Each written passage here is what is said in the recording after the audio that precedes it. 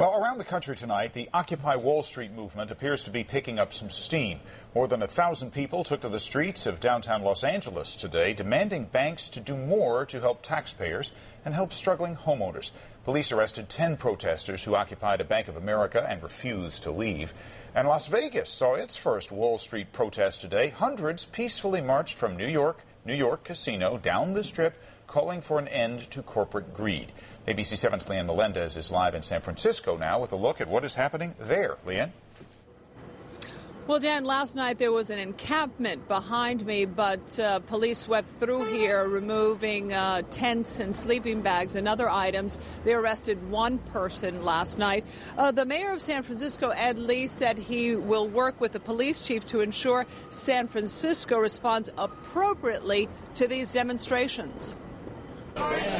People left food and other items to show their support. Yesterday, hundreds of people marched against what they call the social and economic inequalities in this country and the influence of corporate money on the government. Mary Ann Cook of Golden Gate University says most Americans can identify with the Occupy Wall Street movement. Underemployed people, unemployed people, older people who feel like their pensions are gone or whose pensions are gone, people who can't get health care at their work, if they have work, people who've lost their homes or are worried about losing their homes. People like Mark Schwetz, who lost his home in Petaluma. When the housing market collapsed, the house was worth half of what I owed on it, so I called up the bank and asked them if they would refinance or work with me or something, and they refused to. The movement started in New York just 3 weeks ago. Some are already making comparisons to the social protests of the 60s. They don't feel like the politicians are representing them. They feel like they have to just be loud, and they want everyone to come out and join them. Politicians are responding. On Tuesday, GOP presidential hopeful Mitt Romney said he thought it was dangerous and called it class warfare. This morning, Congresswoman Jackie Speier tweeted, "Romney calls Occupy Wall Street class warfare. I call it democracy."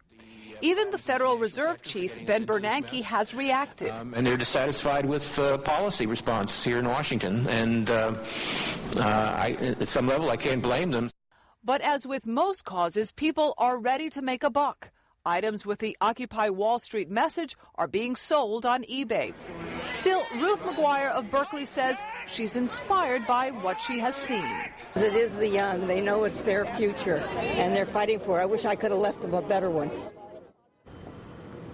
So here's the rest of that statement coming from the mayor of San Francisco. While allowing for peaceful protest, we must also ensure that our streets and sidewalks remain safe and accessible for everyone. I'm live in San Francisco. Leanne Melendez, ABC 7 News. All right. Thank you, Leanne.